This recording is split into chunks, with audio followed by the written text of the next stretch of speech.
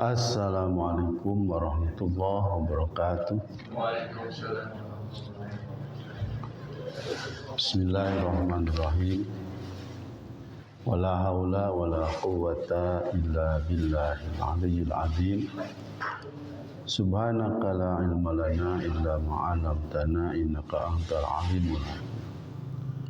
Alhamdulillahi rabbil alamin alladzi ja'ala ad-da'wata ilal huda wad-dilalata 'alal khair wan nasihata lil muslimin min afdhalil qurbat wa afdhalid darajat wa arfa'id darajat wa ahammil muhimmati fid din.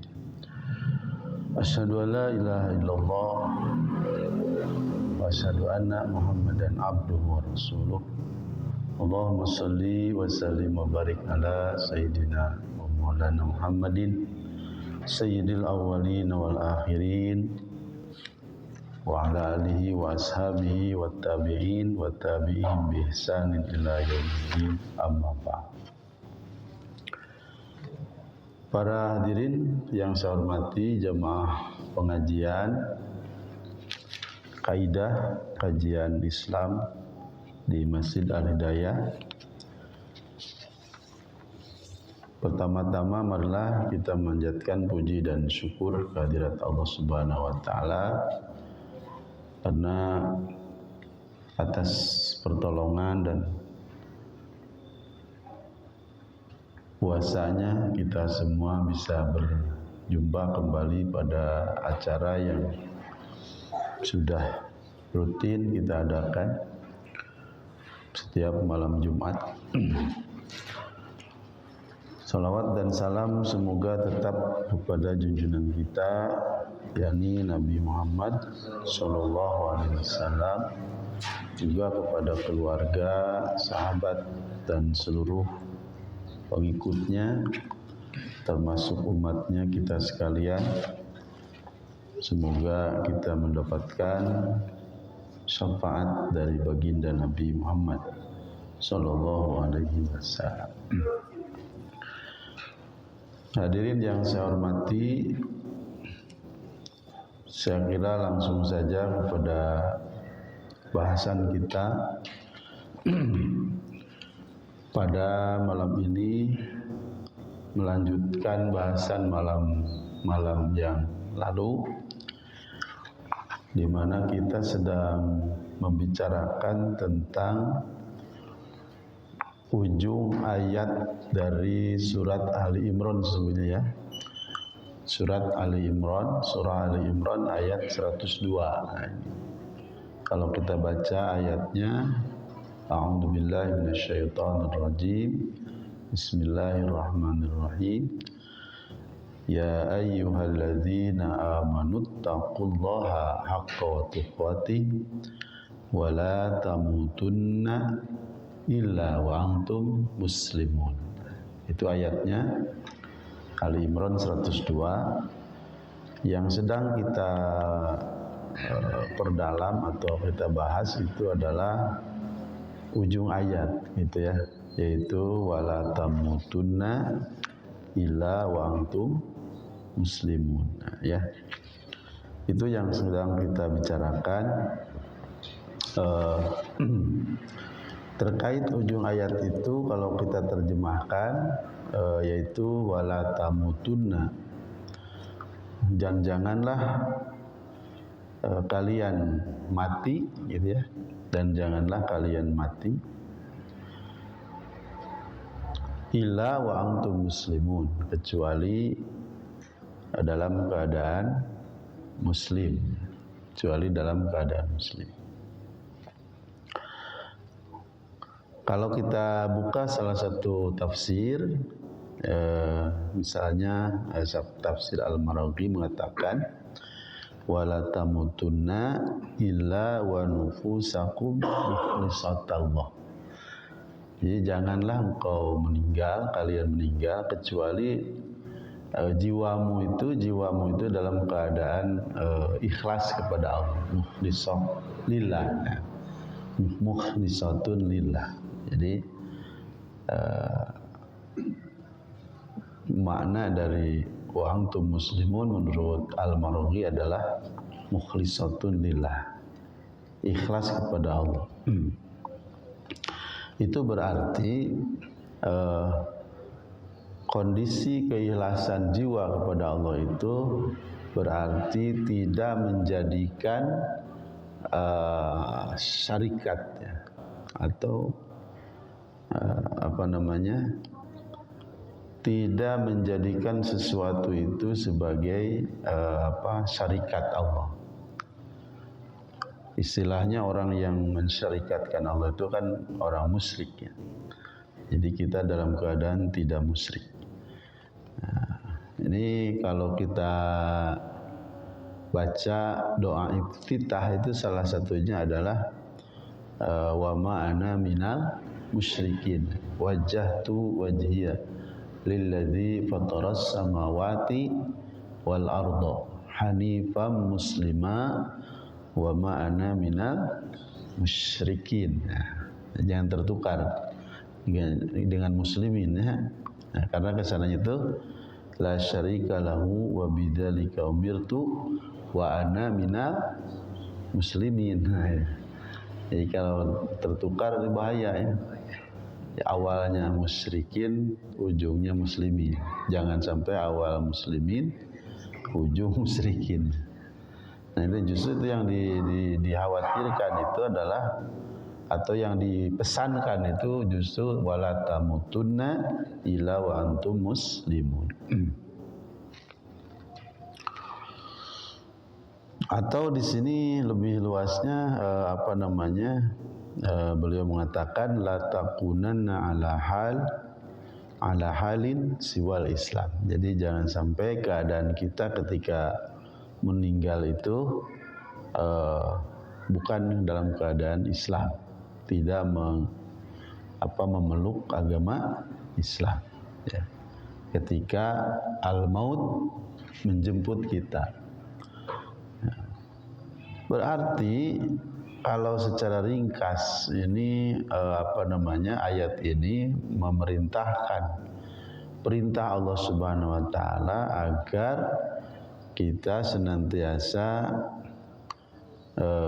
istiqomah dalam keislaman dan menjaga apa yang diwajibkan oleh Allah.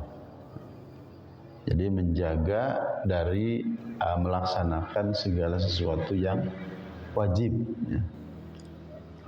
Hafidhu ala adail wajibat. Jagalah ya. Jagalah apa-apa atau jagalah atau menjaga, kita semua menjaga ya, dari melaksanakan segala kewajiban. Nah itu ya. Jadi kita menjaga dari segala apa yang diwajibkan, pelaksanaannya dijaga. Jangan sampai tertinggal atau bahkan ditinggalkan ya. Kemudian watarokal manhiyat, juga meninggalkan segala sesuatu yang dilarang. Nah, pelaksanaan yang wajib dan meninggalkan yang dilarang itu hatal maut ya, sampai datang maut ya. Itu makna dari wala tamutunna illa wa antum muslimun. Karena kan kita tidak tahu kapan kita mau mati itu, kapan kita meninggal, di mana, sedang apa. Nah, itu kan tidak tahu. Dalam ayat lain disebutkan wa'bud rabbaka hatta ya'tiyakal yaqin. Wa'bud rabbaka, dan beribadahlah engkau kepada Tuhanmu hatta, sehingga ya'tiyaka, datang kepadamu al-yaqin. Al-yaqin itu adalah al-maut atau al-ajal. Jadi sampai datang maut menjemput kita, kita tetap dalam keadaan menghambakan diri kepada Allah Subhanahu wa taala. Itu maknanya. Karena kita tidak tahu ya itu apa yang akan terjadi pada diri kita. Sebagaimana ada hadis mengatakan ya, yaitu di dalam hadis disebutkan, hadisnya sahih ya, walladzi la ilaha ghairu, demi zat yang tidak ada Tuhan selainnya, inna ahadakum, sesungguhnya salah seorang kalian, la ya'malu bi amali ahlil jannah, itu senantiasa beramal atau mengerjakan pekerjaan-pekerjaan ahli surga, ya. Hatta ma yakunu baina wa bainaha illa zira', sehingga jarak antara dia dengan surga itu sangat dekat, ya, hanya sehasta saja.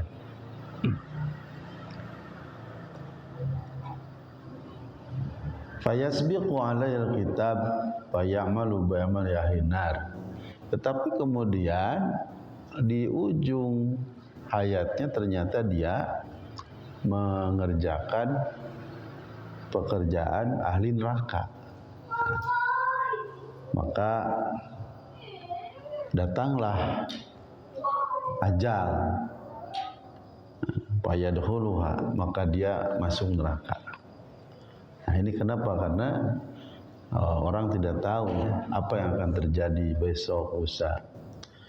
Nah, inilah pentingnya istiqomah, ya.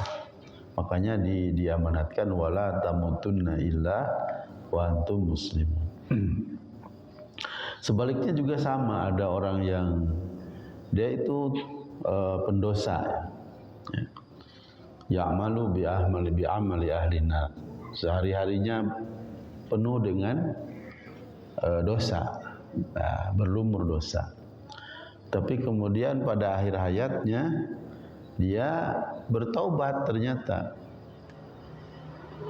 mengamalkan dan mengerjakan perintah Allah, mengerjakan amalan-amalan ahli surga. Maka jadilah dia masuk ke dalam surga. Padahal jarak antara dia dengan neraka itu sudah sangat dekat sekali. Akan tetapi di akhir hayat, ternyata dia melakukan amalan yang bagus, ya, amalan baik. Nah, ini maka tentunya adalah di dalam hadis ini terkandung makna bahwa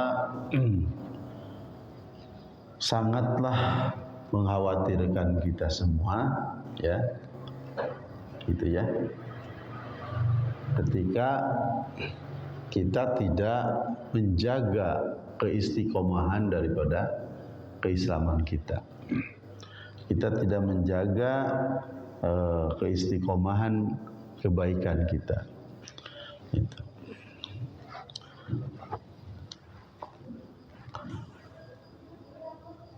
Sebagian ahli salaf, misalnya para ulama dahulu, ya, salafus salih, itu berkata, demi Allah tidak aman seseorang itu dalam agamanya, ya, dari tercabut keimanan.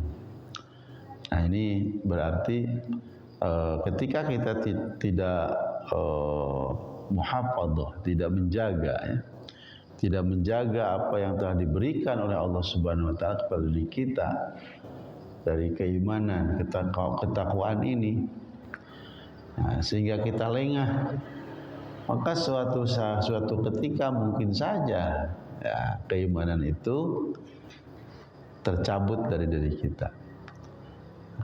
Mereka mengatakan seseorang itu tidak dijamin, ya. Nah, itu tidak dijamin sebab hati manusia itu kan senantiasa berubah. Bahkan di dalam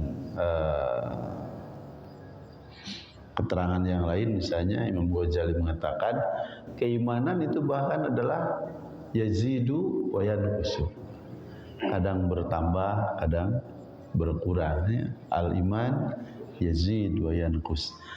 Nah, ini berarti ayat ini juga adalah mengisyaratkan agar kita senantiasa menjaga, ya, menjaga stabilitas keimanan kita ya. Jadi turun naiknya itu kita kontrol ya, gitu ya. Gitu. Karena kan beda orang yang sedang keimanannya naik dengan orang yang sedang turun keimanan. Turun naiknya itu kan kelihatan di mana? Di dalam amal perbuatan. Di dalam amal perbuatan. Kita bisa rasakan sendiri. Ketika ada malas-malas, nah itu berarti jangan-jangan keimanan kita sedang turun nih ya. Ya. Kalau kita malas-malas beramal nih. Berjamaah biasanya paling dulu misalnya kemudian diabaikan. Dulu kan pernah ada seorang sahabat yang bernama Sa'labah ya. Sa'labah itu ya bisa dikatakan orang kekurangan lah ya, kekurangan. Kemudian minta doakan kepada Rasul agar diberikan kekayaan. Lalu didoakan dan diberi modal, yaitu kambing kan gitu ya. Nah ternyata Allah takdirkan kambingnya itu jadi banyak. Nah ketika Sa'labah diberikan kekayaan berupa hewan ternak yang banyak, ternyata apa yang terjadi? Tadinya menjaga rutinitas sholat berjamaah, nah, kemudian mulai terganggu, mulai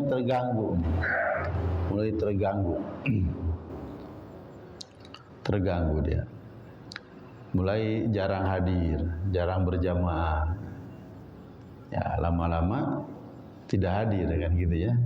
Nah ini kadang-kadang begitu. Maka kita tidak tahu apa yang akan terlintas dalam hati kita nanti, besok, lusa dan seterusnya. Maka kata ulama ahli salaf, seseorang itu tidak bisa menjamin dirinya dari apa? Dari keimanannya, dari ketercabutan iman, ya. Sehingga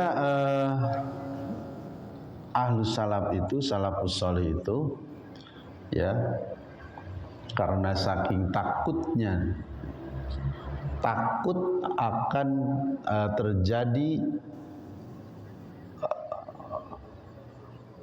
apa itu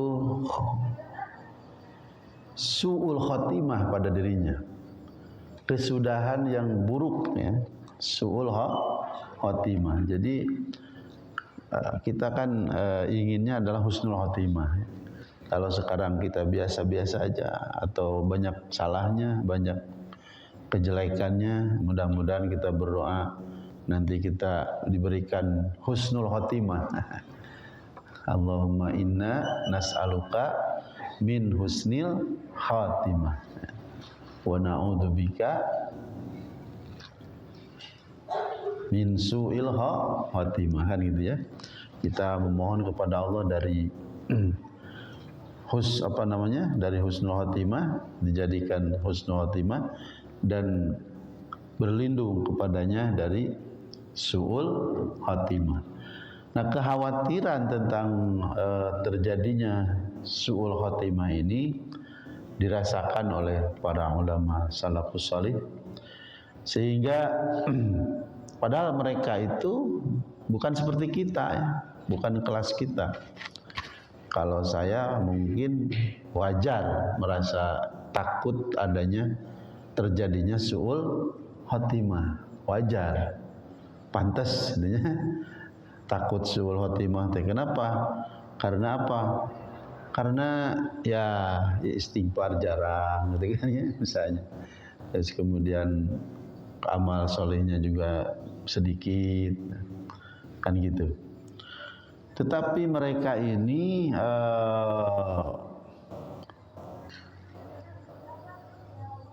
merasakan khawatir akan terjadi suul khotimah pada dirinya, padahal dirinya itu senantiasa menjadi orang yang ahli beramal, ya, selalu beramal soleh, selalu beramal. Orang yang selalu beramal soleh saja masih merasa khawatir terjadinya suul khotimah, apalagi saya misalnya yang amal solehnya jarang-jarang ya, gitu ya. Menjadi orang kual hidayah mantu ngaji gitu ya. Jadi ayah atau oke ayah al hidayah jadi ngaji, karena kan salah satu zakatnya orang yang yang diberi ilmu walaupun sedikit adalah yang ngaji seperti ini. Jadi bisa sharing ya, bisa berbagi lah. Wa ma utitum minal ilmi illa qalila. Saya sadar bahwa yang diberikan, ilmu yang diberikan itu ya sedikit saja. Ya, tapi di hadirin yang hadir sekarang juga ada sedikit. Kalau kita kumpulkan jadi banyak mudah-mudahan ya, gitu. Tapi banyak itu ya di mata Allah ya sedikit juga. Nah, karena ilmu Allah itu laukanal bahru midadal li kalimati rabbi lanafidal bahru. Jika ilmu Allah mau ditulis ya memakai tinta dari air laut yang ada di bumi ini, habis air laut itu. Ya. Qabla an tanfada kalimat rabb. Sebelum ilmu Allah itu tertulis semua, keburu habis itu tintanya, air laut yang ada di bumi. Nah, hadirin sekalian, jadi orang yang begitu banyak amal solehnya ternyata masih mengkhawatirkan terjadinya suul khotimah, apalagi kita. Terus yang kedua, di samping mereka itu amal solehnya banyak dan dosanya sedikit, ya. Jadi amal soleh banyak, dosanya sedikit. Nah, kita kan terbalik, dosa banyak, amal soleh, ini kan terbalik. Tapi tenang-tenang saja, ya. Nah, orang lain dulu para ulama salafus saleh dosanya sedikit, amal solehnya banyak, tetapi mereka khawatir terjadi suul khotimah kepada dirinya. Hatta qala ba'duhum, sehingga ia berkata ya kepada sebagian mereka itu begini, kalau seandainya saya ditawari meninggal dalam keadaan Islam, itu kata mereka itu, kata seorang ulama salafus saleh itu ya, kalau seandainya ditawari meninggal dalam keadaan Islam, di pintu kamar ini, di pintu kamar ya, kemudian ditawari lagi meninggal dalam keadaan syahid ya. Kalau di pintu kamar kamu meninggal dalam keadaan Islam gitu ya, tapi kalau nanti bergeser ke pintu rumah, biasanya kan kalau di dalam rumah ada kamar, di dalam kamar ada sebelum masuk kamar ada pintu, sebelum masuk rumah juga ada pintu kan gitu ya. Jadi pintu ada dua, ada pintu kamar, ada pintu rumah. Dalam keadaan di kamar ditawari meninggal dalam keadaan Islam nih. Tapi kamu kalau nanti matinya di pintu rumah itu kamu syahid. Nah, pilih mana nih kira-kira? Pilih dalam keadaan Islam atau pilih syahid? Dalam keadaan Islam silahkan mati di sini kamar. Kalau dalam keadaan syahid nanti matinya di pintu rumah ya. Ya, bagaimana? Ia memilih mati atau meninggal di pintu kamar. Kenapa demikian? Tidak memilih syahid. Bukankah syahid itu adalah kematian yang luar biasa ya? Sampai ada peribahasa iskariman atau mut syahidan, gitu ya. Hiduplah dengan mulia atau matilah sebagai syuhada. Nah, itu bukan pilihan ya. Dua-duanya bagus soalnya. Hidup mulia atau mati syahid ya. Tetapi ini ditawari mati dalam keadaan Islam, yaitu tadi itu wala tamutunna illa wa antum muslimun, udah mati di kamar. Terus mati dalam keadaan syahid, fisabilillah, di pintu rumah. Dia pilih mati dalam keadaan Islam. Kenapa demikian? Nah, ini lagi-lagi menggambarkan kekhawatiran sesungguhnya. Bukan menyepelekan derajat syahid, bukan. Derajat syuhada, bukan. Tapi ia memilih mati di kamar itu dalam kondisi Islam. Kenapa? Karena alasannya li'anna la adri. Nah, li'anni la adri. Li'anni karena sungguhnya saya, ya kata seorang ulama itu, la adri tidak tahu. Saya tidak tahu. Tidak tahu tentang apa? Malladzi yuridu liqalbi fi ma bainal hujrah ila babidar. Karena saya kan tidak tahu apa yang akan terjadi terhadap hati ini antara saya di kamar sampai ke pintu rumah. Mungkin saja ya, ketika dia memilih misalnya mati syahid di pintu rumah, ternyata di tengah rumah ada setan masuk menggoda. Jadi tidak itu kira-kira mati syahidnya. Nggak jadi, kabur goda ku setan. Nah, itu. Jadi yang dikhawatirkan itu adalah proses perpindahannya itu, proses perjalanan dari kamar ke pintu rumah itu yang dipikirkan.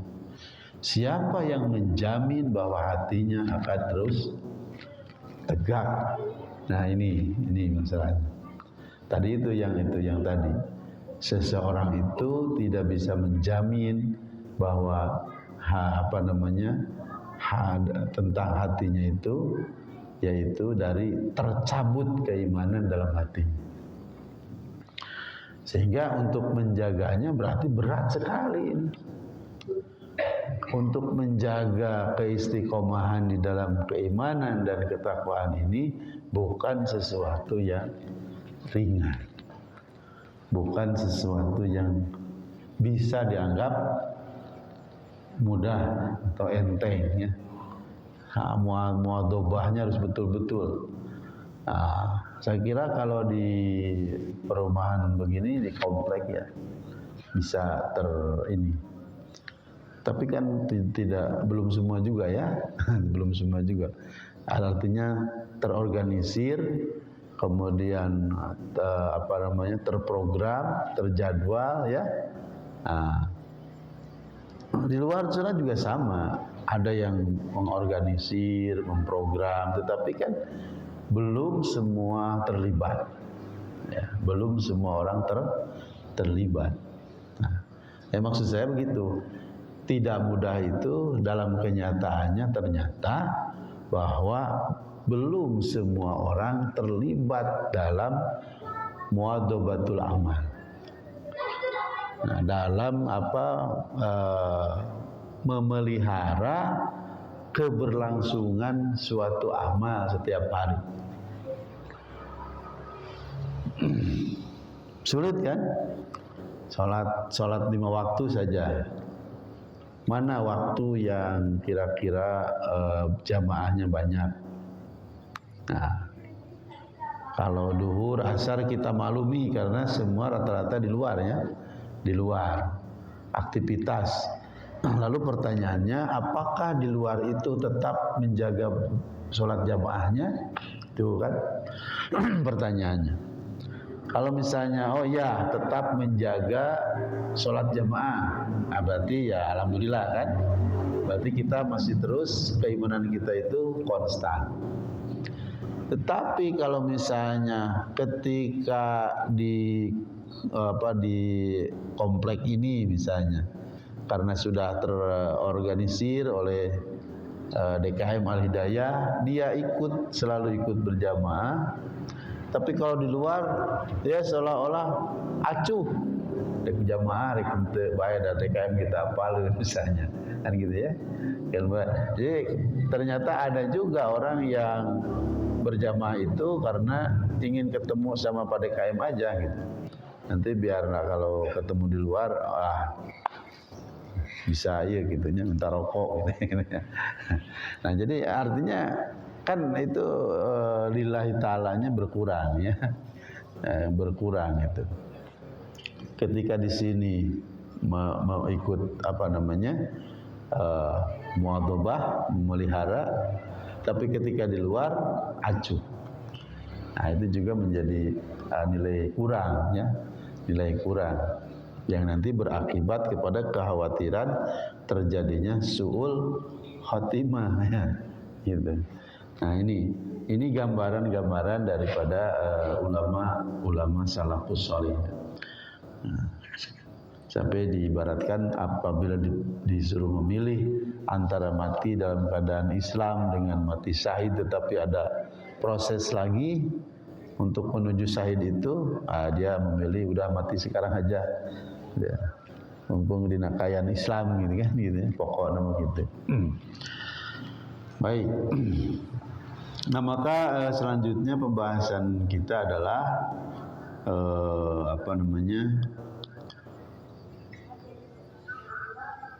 mengulang yang kemarin sesungguhnya ya, bahwa kebanyakan su'ul khotimah itu terjadi gitu ya. Su'ul khotimah itu terjadi yaitu kepada orang-orang yang pertama. Nah, ini yang kemarin saya pertegas lagi ya. Ya ini pernah disampaikan sesungguhnya. Pertama adalah lilladzina yatahawanuna bis-shalatil mafruḍah. Nah, jadi orang yang menganggap enteng sholat fardu itu dikhawatirkan akan terjadi pada dirinya su'ul khotimah. Ya semacam tadi ya, ketika di komunitas di sini sergap ya, rajin berjamaah dan sebagainya. Tapi ketika di luar komunitas ini lalai, acuh tak acuh, dek jamaah dek ente enteng we nya. Panamun di dia malah menengis nguping azan, itu pasti hatena jual kumujot, ya, hatinya langsung tertarik ingin segera berangkat gitu. Nah kalau di luar itu perasaannya sama ya itu bagus berarti. Tapi kadang-kadang kalau di luar komunitas ini ya biasa we kadangnya adzan ge. Ya. Nanti dulu lah gitu ya. Tanggung dan sebagainya. Nah itu berarti menganggap enteng terhadap pelaksanaan sholat wajib ya, sholat fardu ya. Jadi yatahawanuna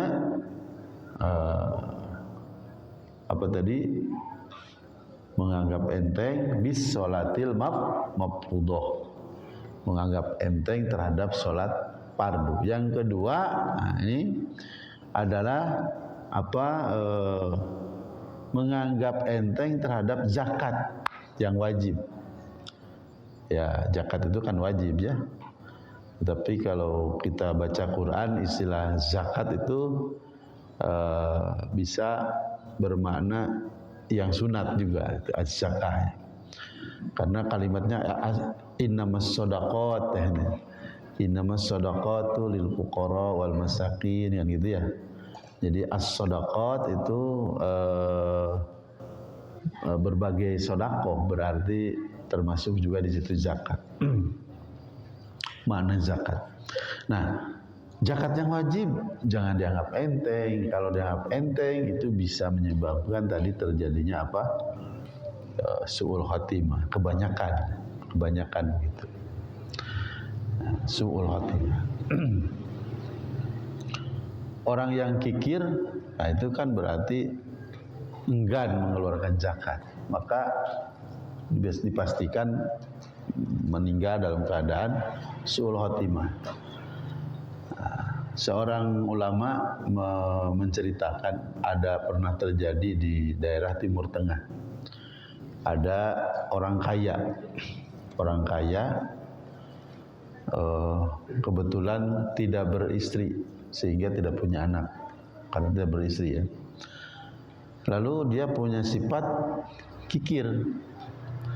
Karena kikirnya dia berpikir kekayaannya jangan sampai pindah ke tangan orang lain. Maka dia berpikir untuk memakan kekayaan. Emas itu dimakan. Sampai akhirnya dia keracunan karena di dalam perutnya logam emas banyak. Nah, saking tidak maunya kekayaannya pindah tangan orang lain, meninggal.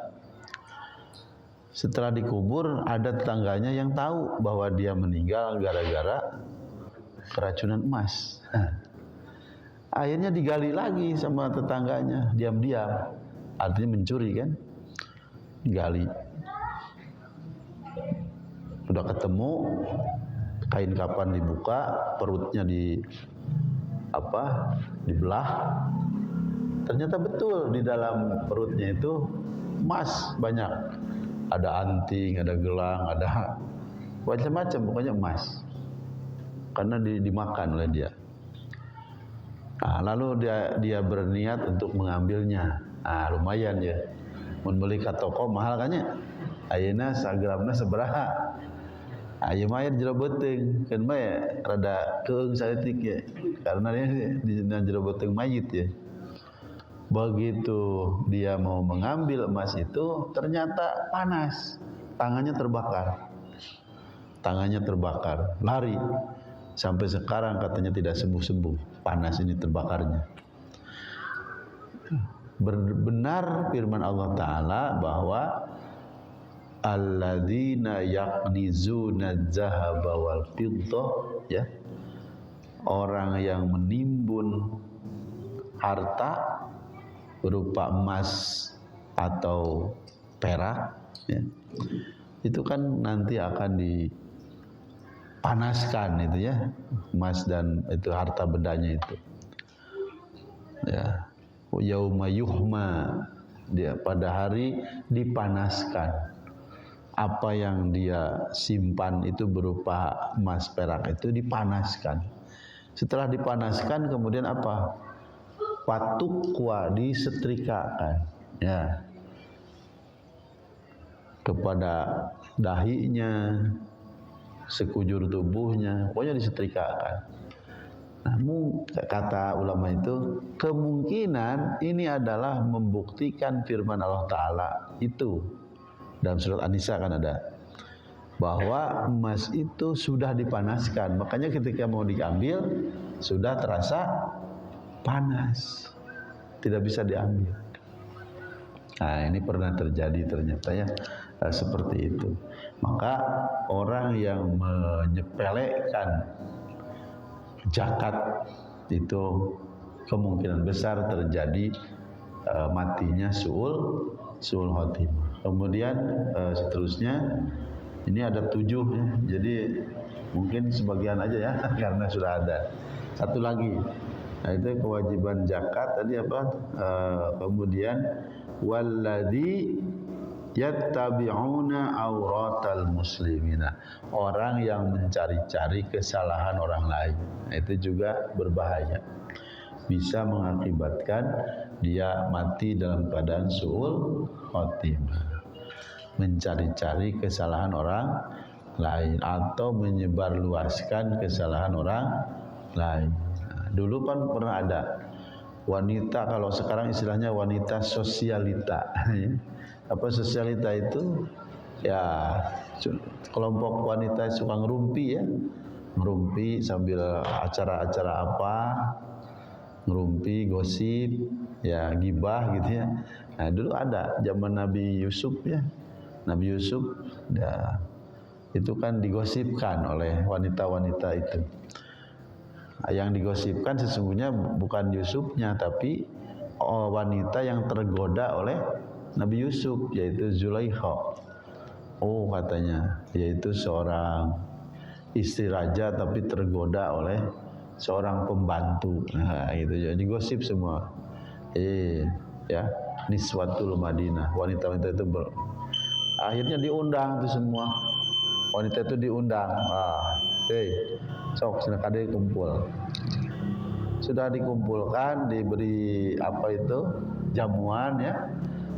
Mungkin bukan jehu ya, bukan jamuannya ya, tapi buah, jamuannya buah, sama dengan sikin, pisaunya supaya mengupas buah mangganya sendiri-sendiri. Lalu setelah itu, setelah dipersilahkan mengupas mangganya, Nabi Yusuf dipanggil. Yusuf keluar. Begitu keluar, mereka ternyata histeris semuanya. Masya Allah. Nah, ini bukan manusia, ya? Ini malaikat katanya.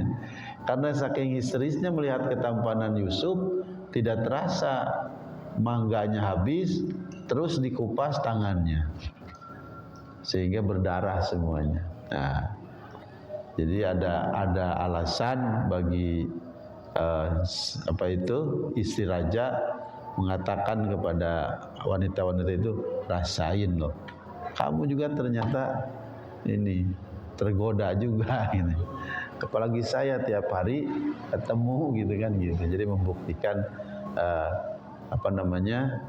betapa dia tuh tergoda karena memang Yusuf itu luar biasa. Itu saja barangkali ya. Jadi 3 diantaranya yang bisa menyebabkan su'ul khotimah. Pertama, menganggap ringan sholat yang wajib. Maksudnya menganggap ringan itu tidak melaksanakan berarti ya, atau kalau dalam itu ang sholatihim sahun ya. Jadi sholatnya itu asal gitu. Kemudian yang kedua adalah tidak mengindahkan kewajiban zakat. Yang ketiga adalah mencari-cari kesalahan orang lain. Saya kira itu saja yang bisa disampaikan pada malam ini. Mudah-mudahan ada manfaatnya, khusus bagi saya, bagi semuanya jemaah yang hadir. Sekian, wallahul muwaffiq ila aqwamit thoriq. Wassalamualaikum warahmatullahi wabarakatuh.